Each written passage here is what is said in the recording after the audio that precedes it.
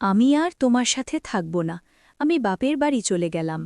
সাদিয়া, যেও না, যেও না প্লিজ। মা, তোমার কি হলো মা? এই খানকি মাগির জন্য আমার মা অসুস্থ হয়ে গেল।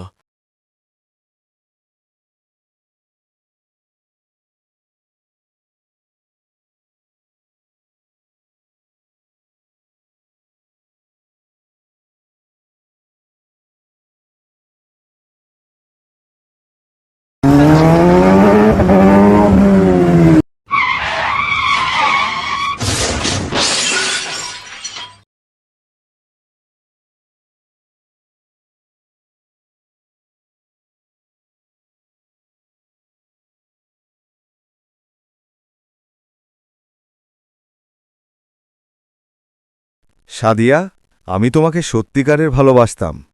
আজ তুমি আমাকে ছেড়ে যাচ্ছ। যাও, এই বিয়ারের বোতল দিয়ে তোমাকে আশীর্বাদ করলাম। পারলে একটু বিয়ার চেটে নিও। আমি চলে যাচ্ছি।